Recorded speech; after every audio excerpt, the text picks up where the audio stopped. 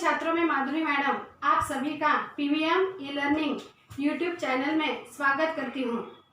लोक भारती हिंदी कक्षा 10वीं पहली इकाई पाठ 3 वहारे हमदर्द, लेखक घनश्याम अग्रवाल रचित हास्य व्यंग्यात्मक निबंध का आज हम अध्ययन करने जा रहे हैं। लेखक का जन्म 1942 में महाराष्ट्र के अकोला इस शहर में हुआ। लेखक को बचपन से ही अध्ययन में रुचि थी। छोटी छोटी घटनाओं पर आधारित व हास्य पर करार ऐसा व्यंग्य किया करते थे और उस पर आधारित वह रचनाएं लिखा करते थे। लेखक को यहाँ पर अखिल भारतीय मंचों पर हास्य व्यंग्य कवि के रूप में लेखक लोकप्रिय है। प्रस्तुत हास्य व्यंग्यात्मक निबंध में लेखक ने दुर्घटना के माध्यम से विनोद को बड़े ही रोचक ढंग से हमारे सामने पेश किया हुआ है। हमदर्दी कभी कभी कितनी पीड़ादायी बन जाती है, यह बहुत ही सुंदर तरीके से दर्शाया हुआ है। तो देखो छात्रों, अस्पताल में मरीज इलाज के लिए भर्ती होता है। वहाँ पर उसे देखने जाना यह हमारे समाज की पुरानी परंपरा है। हम मरीज को देखने के लिए अस्पताल जाते हैं। यहाँ पर मरीज का एक्सीडेंट हुआ हो या उसका ऑपरेशन हुआ हो या फिर किसी बीमारी के कारण यदि वह अस्पताल में भर्ती रहता है तो वह अपना स्वास्थ्य ठीक करने के लिए, अपनी बीमारी या अपना दर्द ठीक करने के लिए वह अस्पताल जाता है। वह वहाँ से जल्द छुटकारा पाना चाहता है। मरीज का मानसिक और शारीरिक स्वास्थ्य दोनों ही खराब रहते हैं। मरीज यहाँ छुटकारा पाकर घर लौटकर आना चाहता है। लेकिन हम देखते हैं कि मरीज को देखने के लिए अस्पताल में बहुत सारे लोग जाते हैं। रिश्तेदार, मोहल्ले वाले, हमारे दोस्त या फिर जो हमारे चिर परिचित ऐसे लोग रहते हैं, यह सभी मरीज को देखने के लिए जाते हैं। यहाँ पर मरीज पहले से ही दर्द के मारे वह परेशान रहता है, लेकिन जो भी उसे अस्पताल में देखने के लिए जाते हैं वे लोग उन्हें और ज़्यादा परेशान करते हैं या उन्हें वह और ज़्यादा दुख देते हैं। वह सहानुभूति दर्शाने के लिए तो जाते हैं, लेकिन उस व्यक्ति को, उस मरीज को वह ज़्यादा ही दर्द महसूस करने लायक ऐसी बातें वह किया करते हैं। तो देखो छात्रों, हमें यहाँ पर अस्पताल में मरीज को देखने के लिए जाते समय कुछ बातों की सावधानी यहाँ पर जरूर रखनी चाहिए। हमें अस्पताल में ज़्यादा देर तक नहीं बैठना चाहिए। उस मरीज को अच्छा लगे ऐसी ही आनंददायी या खुशी की बातें हमें करनी चाहिए। उस मरीज के साथ ज़्यादा समय नहीं बिताना चाहिए। उसे बुरा लगे ऐसी बातें हमें वहाँ पर नहीं करनी चाहिए। हमारे साथ हम ज़्यादा भीड़ लेकर नहीं जाना चाहिए। छोटे बच्चे या जो व्यक्ति उन्हें तकलीफ देते हैं ऐसे लोगों को हमें वहाँ पर नहीं ले जाना चाहिए।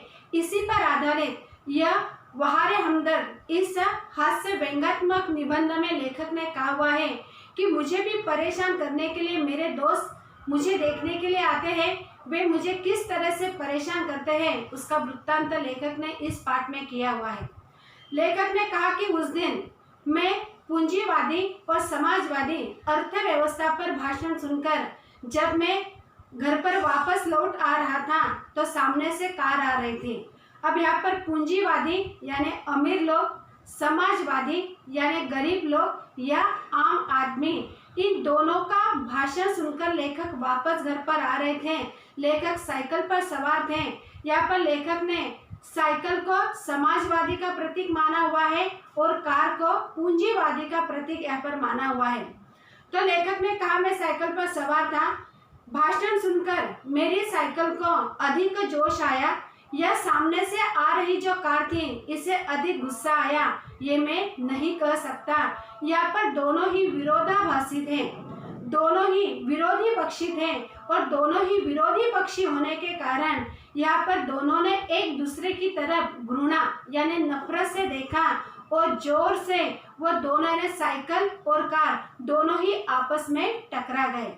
वे दोनों तो टकरा गए। लेखक ने कहा, मैं खामखा यानी बेवजह यहाँ पर पूंजीवादी और समाजवादी के बीच में अटक गया और जोर से मैं नीचे जमीन पर आकर गिर गया।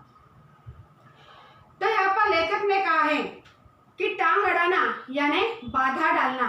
मैंने यहाँ पर दोनों के बीच में बाधा डाला, वे दोनों आपस में टकरा गए, मैं नीचे गिर गया। नीचे गिरने के बाद आज भी हमारे समाज में इंसानियत जिंदा है। जो लोग रास्ते पर से गुजर रहे थे वे लोग दौड़ते हुए मेरे पास आए। उसमें कोई परिचित था, कोई अपरिचित था। अब यहाँ पर परिचित यानी जिसे हम जानते हैं, अपरिचित यानी जिन लोगों को हम पहचानते नहीं है, ऐसे लोग भी मेरे पास आए। और आने के बाद उन लोगों ने मुझे सीधा अस्पताल में भर्ती किया। अस्पताल में भर्ती करने के बाद आंख खुली तो मैंने अपने आप को एक बिस्तर पर पाया।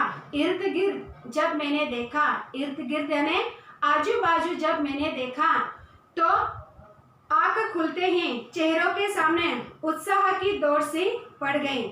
मैं दर्द के मारे आवाज देते हुए मैंने पूछा कि मैं कहाँ हूँ। एक व्यक्ति ने कहा कि आप सार्वजनिक अस्पताल के प्राइवेट वार्ड में हैं। आपका एक्सीडेंट हो गया है, आपका पैर फ्रैक्चर हो गया है और बाकी आपको कुछ भी नहीं हुआ है। यह वह व्यक्ति इस तरह से कह रहा था कि जैसे वह मेरे होश में आने का इंतजार कर रहा था और सामने वाला व्यक्ति उत्सुकता से कह रहा था कि आपका सिर्फ पैर फ्रैक्चर हुआ है और आपको कुछ नहीं हुआ। यह सुनकर अब मैं अपनी टांगों की ओर देखता हूँ। मेरी एक टांग अपनी जगह पर सही सलामत थी और दूसरी टांग रेत के थैले के सहारे एक स्टैंड पर लटक रही थी। मेरे दिमाग में एक नए मुहावरे का जन्म हुआ, टांग का टूटना। सार्वजनिक अस्पताल में भर्ती होना। सार्वजनिक अस्पताल का ख्याल आते ही मैं कांप उठा। कांप उठना यानी भयभीत होना। तो यहाँ पर छात्रों सार्वजनिक अस्पताल यानी सरकारी अस्पताल। तो लेखक यहाँ पर सरकारी अस्पताल में भर्ती हुए थे। लेखक ने कहा कि अस्पताल, यह शब्द वैसे ही खतरनाक है। शब्द खतरनाक है, फिर यदि उसके साथ सार्वजनिक शब्द को चिपका जाए तो आत्मा का परमात्मा से मिलने का समय आ गया है, ऐसा मुझे यहाँ पर महसूस हुआ। तो लेखक ने कहा कि आत्मा का परमात्मा से मिलने का समय आ गया। टांग टूटना एक घटना है और सार्वजनिक अस्पताल में भर्ती होना यह दुर्घटना है, ऐसा मैं मानता हूँ, ऐसा यहाँ पर लेखक ने कहा हुआ है। टांग से ज्यादा फिक्र मुझे उन लोगों की थी जो मुझे यहाँ पर हमदर्दी जताने के लिए आएंगे, यानी मुझे देखने के लिए अस्पताल में आएंगे, तरह तरह के सवाल करेंगे कि आप किस तरह से गिर गए, आपको सामने से दिखाई नहीं दिया कि कार आ रही थी, आपने देखना था, अच्छी तरह से साइकिल चलानी थी, वगैरह वगैरह। ऐसे सारे सवाल वे मुझसे पूछेंगे। यहाँ पर मिलने वाले इतनी भीड़ करेंगे कि मेरा आराम यहाँ हराम हो जाएगा। और मिलने जुलने वाले कई बार आते भी हैं, वह परेशान करते हैं, मेरा आराम तो हराम हो जाएगा।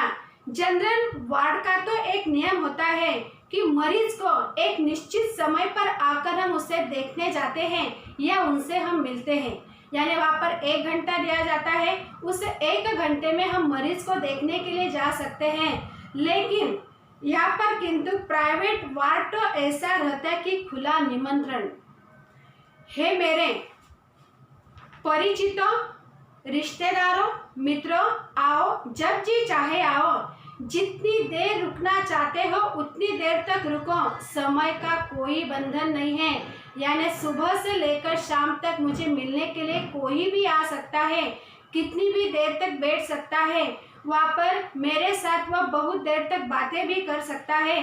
और यहाँ पर जो मुझे देखने के लिए आएंगे, अपने सारे बदले लेने का यही सही वक्त है।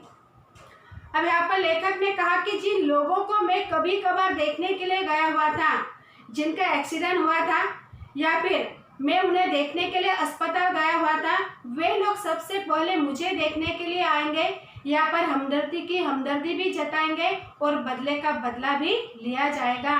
मिलने वालों का ख्याल आते ही मुझे ऐसा लगा कि मेरी दूसरी टांग भी टूट गई। इतना लेखक इन लोगों से डर गए थे, यह लेखक इतने परेशान हो गए थे कि मुझे देखने के लिए जो भी आएंगे वह आने के बाद यहाँ पर मुझे कितना दर्द होगा यह महसूस लेखक कर रहे थे। मुझे से मिलने के लिए सबसे पहले वे लोग आएंगे जिन्हें मैं देखने के लिए गया था, मानो वे इसी दिन का इंतजार कर रहे थे और मुझे कहेंगे, देखो बेटा, वक्त सभी पर आता है, पहले तुम हमें देखने आए थे, आज हम तुम्हें देखने आए हैं। तो यहाँ पर छात्रों, हम अगले भाग में देखेंगे कि लेखक को मिलने के लिए कौन कौन आता है। यहाँ पर उनके रिश्तेदार, उनके मोहल्ले वाले, बड़े बाबू, एक कवि या फिर लेखक के दोस्त उन्हें देखने के लिए आते हैं। वे लेखक को किस तरह से परेशान किया करते हैं, यह हम अगले भाग में देखेंगे। तब तक के लिए धन्यवाद।